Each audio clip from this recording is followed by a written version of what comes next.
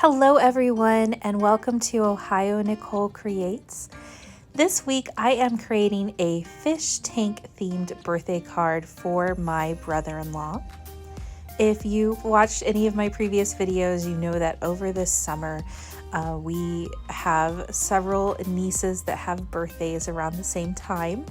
So now it is adult birthday season, and I am kicking off the season by creating what I hope to be a fun birthday card for my brother-in-law. We have actually been friends for about 20 years, so I wanted to create something fun and a bit whimsical to just bring him a bit of a smile. And this is actually a belated birthday card, so hopefully it will be a surprise for him. To complete the card, I am using the Hero Arts Fancy die, the castle die, and I'll link down to the various supplies that I use in the dialog box below. But to complete the castle, I just wanted to give it a nice underwater kind of murky feel to make it look as if it had been underwater for several years and had barnacles and algae and other kinds of sea life growing on it. So in order to do that, I am just simply layering various colors, kind of playing with the arrangement of colors and trying to give it a bit of a sandstone, algae washed look overall. And of course I'm hitting with a heat gun in between these various layers so that I can get some nice strong color. To make the turrets pop, I am just mixing a gray and red color here, just to kind of define that this is a castle. Perhaps it's fallen apart just a little bit while underwater, but I want to be sure to have those really nice, well-defined features that are recognizable. This castle will be the bottommost layer of the fish tank, so I want to have nice bold colors to make it pop. And then finally I'm going back with a little bit of shading just to give a bit of dimension and hopefully to make the castle a nice strong focal point for the overall card.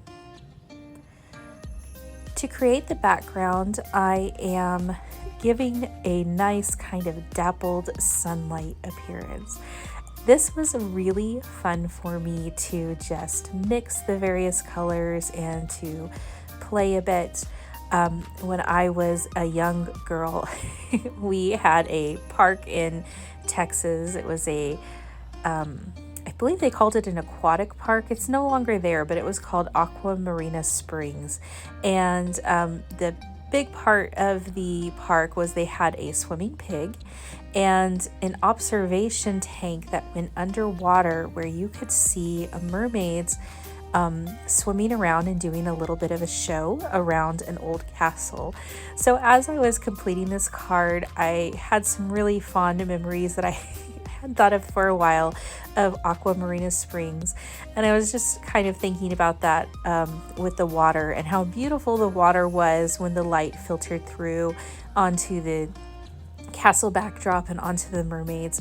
So I will pop a picture of that in here for you so you can see what that looked like.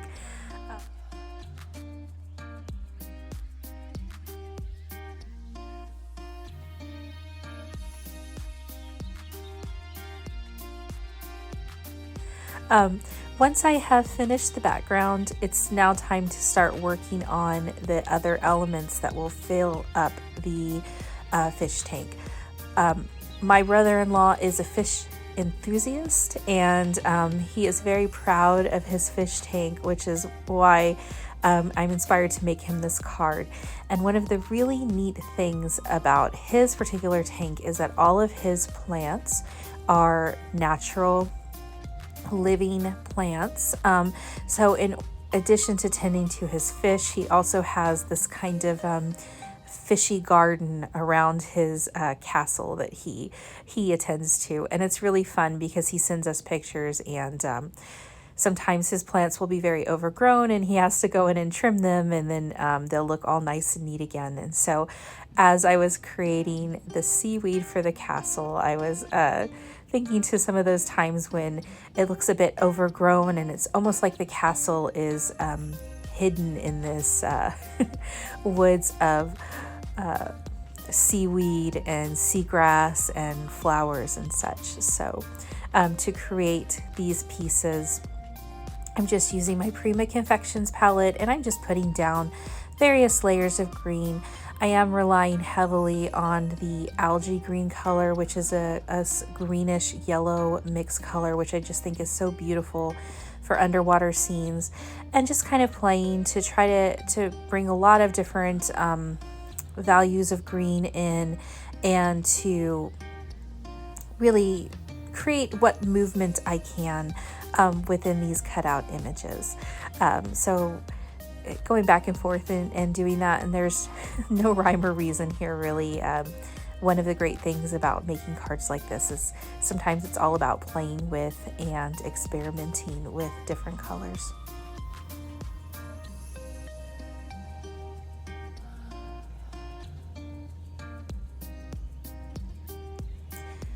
Once I've completed the first set of seaweed, I am just adding it in here to see how it looks and if I have enough coverage, and I've decided that I want to add a little bit more. Often when I'm making a card like this, well, sometimes I do sketch out and have a plan in place, and other times I just like to see where the creative process takes me.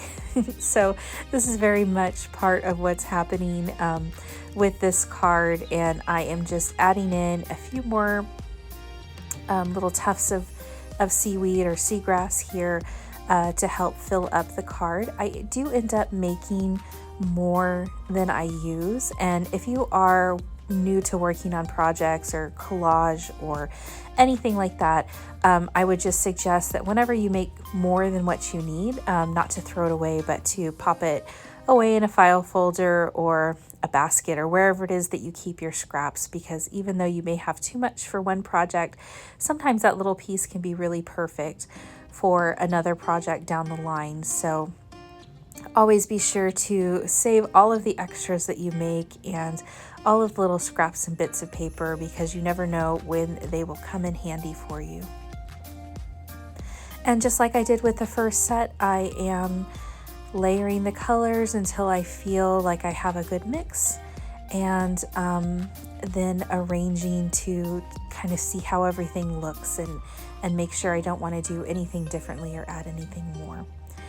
I did want the castle to be the focal point, so it was very important for me to not cover the castle up completely, and playing with the seaweed and arranging it so that some was in front and some was behind the castle really helped to give that illusion that it was poking out within this seaweed forest.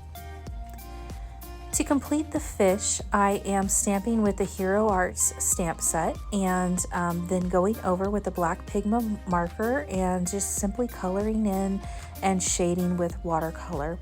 I did attempt the no-line watercolor method, but I found that these were just a little bit too detailed, and I wanted to be sure to get a lot of that detail in, so using the marker helped to give a really nice illustrative effect to the overall card, and I was very pleased with it.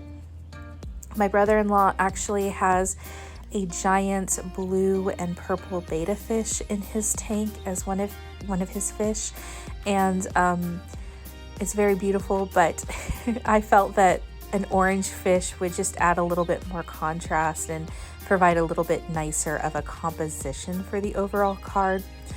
So hopefully he will forgive me that I put goldfish in his tank instead of a betta fish, but I think he will.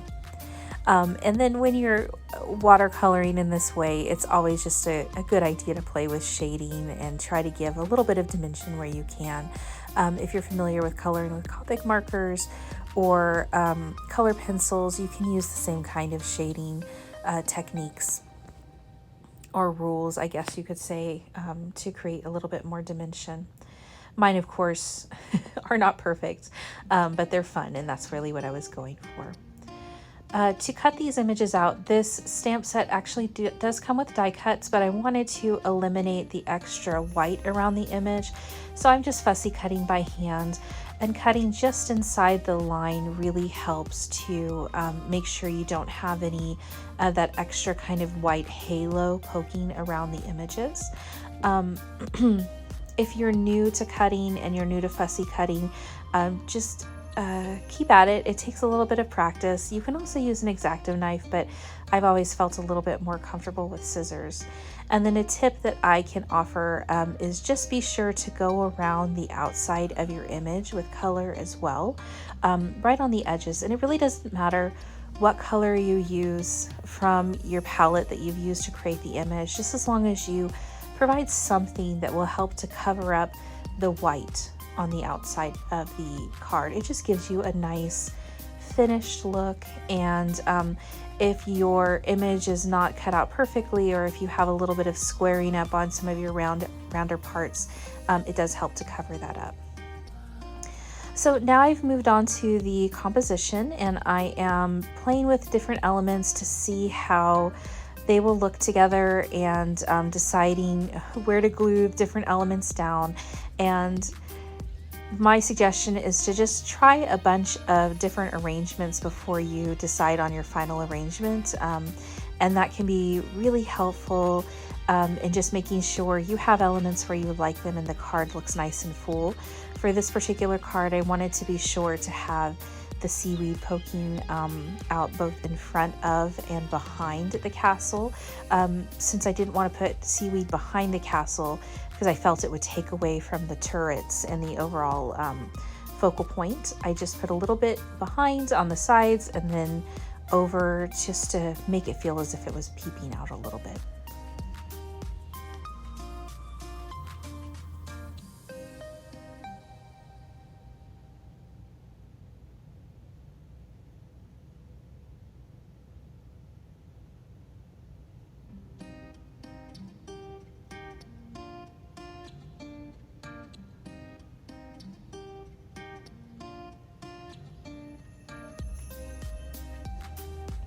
Once I have all of the first layer elements in place, I want to go ahead and put a piece of acetate over so that the shaker elements will not get caught on the castle. So I've just cut out a piece of acetate. This was just from packaging that we had around the house. And then I will glue that down, and then I glue a separate piece of acetate to the back of the wooden frame, which I also cut from a Hero Arts die cut, just to kind of give it that wooden fish tank front look. To pop up that frame, I am using foam tape, and I'm just setting the foam tape right on the inside of the card to give a little bit of room for those shaker elements to move back and forth. And one tip I can offer is to put the foam tape as close as you can to the edge of the card if you plan on adding a strip to finish off. And I'll show you what I mean by that in a minute. And then once I have that foam tape on, I just go ahead and glue down my fish and my snail, and I'm gluing those right over the acetate that's covering up that first layer. For the stones or gravel or bubbles in this piece, I am using blue and white mixture, and those are actually the colors of the college where my brother and I met and became friends. So I thought that that was a fun little element to put in there, just to kind of throw back to our 20 years of friendship. And then finally, I am creating the back for the card. And what I do is I just go ahead and measure that out. And I'm using a piece of colored cardstock to create that back. And then finally, I measure the distance between the sides of the card and I cut strips. And I just like to add that final kind of strip around to cover up the foam tape and to cover up all of the elements, and I feel it makes the piece look a bit more finished. Some card makers are fine with the look of the foam tape, but I find by adding the foam all the way at the end, it creates a nice kind of shelf that you can glue onto. I believe that this strip was a 1/4 of an inch, and I just prefer that finished look. Usually it's 1 or 2 strips to go all the way around the card and just give it that nice boxed look. And then as a final element, I will adhere the message to the card. And I did have it put on before, but it got a little bit messy and a little bit sticky. So I'm just gonna make a new sheet to add over it that is nice and clean looking. And actually using a happy birthday stamp.